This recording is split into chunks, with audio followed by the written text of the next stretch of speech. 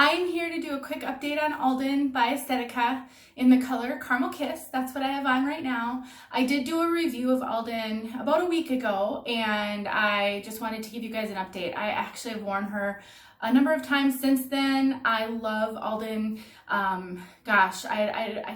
There's pros and cons, and I'll just share some quick pros and cons, but the pro is I have never felt prettier in a wig ever in my entire life. And well, I've only been wearing wigs almost 11 months, so that's not very long, but I've never felt prettier in hair. And so this is Alden. In case you didn't see my other video, this is the color Caramel Kiss. You can see all the light colors. It's a medium brown with some golden, blonde, and caramely colors running through. It's just so pretty. I want to show you Alden's lace front because one of the first biggest positives of this is her lace front, so you got to see it. It's so beautiful. Estetica just hit it out of the park with this lace front. It's gorgeous. And one other great thing about Alden, at least for me and probably for some of you, is she doesn't have any permatease. No permatease. And I just love that about this particular piece. I do have wigs with permatease, and I believe that permatease does have benefit. And you know, I wear Hollywood by Main Attraction. I like Broadway by Main Attraction. I really love Shayna by Tressalure, and that has permatease. And so there are wigs with permatease that I like. I just really like that this one doesn't. Because she does have quite a bit of hair, as you can see, she's relatively long, at least for me. She's considered a mid-length, I think, but I consider her long. I just think the fact that she doesn't have permatease really helps that, because it would just feel like way too much hair otherwise.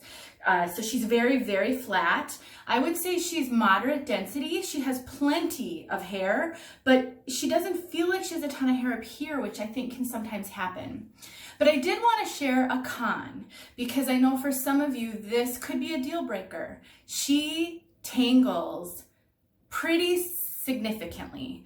For me, it's not a big deal because she's curly down here, and so I would never plan to comb her anyway. I wouldn't want to comb out these curls on the bottom, but at the nape, she does get really tangly.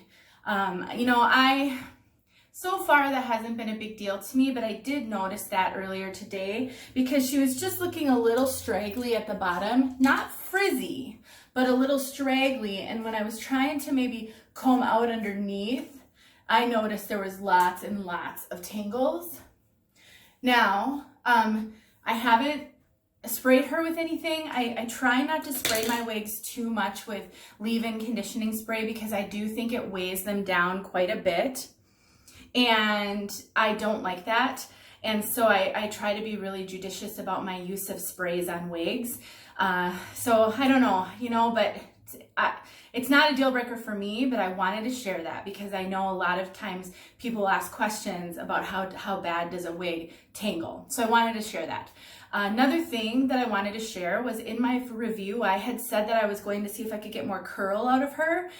And I haven't been able to so far. I did spray her down with a little leave-in conditioner and some water. I got her pretty wet. I didn't soak her and didn't put her in a sink of water or anything, but I sprayed her pretty well, and then I shook her upside down and I scrunched her a lot, and I hung her upside down to dry overnight.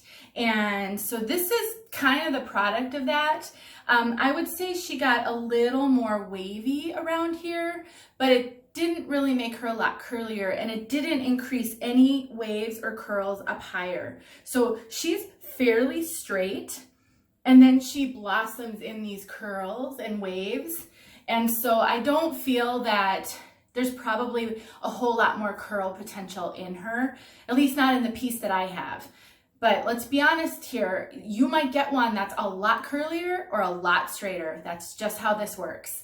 But I did say I was going to attempt to get more curl out of her, and that's okay with me. I think she looks just gorgeous as she is. So Anyway, that's the update. I do like to wear her up. I'm actually going out with some friends, and so I already have her adhered. So you'll have to watch my other video if you want to see more of the cap. But I do like to wear her up. I've worn her up in a headband. I wore her like this once before, just pulled up in a clip in the middle.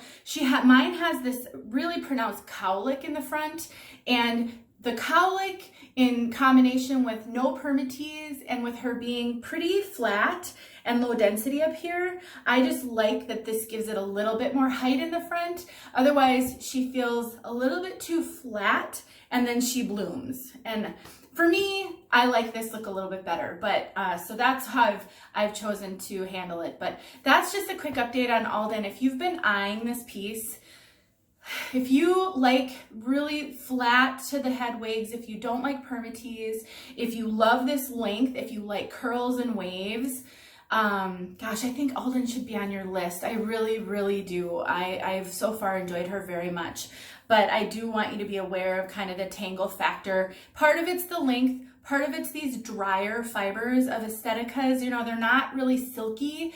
They're more on the dry side, but not like fake doll hair dry. So that's just it. You know, it's hard to describe these things. What are the words that you use that mean the same to everybody? But hopefully this was helpful. And as I learn more about Alden, or if I feel like I've got some other really relevant details to share, I'll come back and share them. But otherwise, maybe you could just watch my other video to get more details on the cap construction. And, you know, she's a good one for wearing in updos because of her density. You can really, I mean, you can put her up. You can do a lot of really fun stuff with her. So anyway, take care, guys. See you later.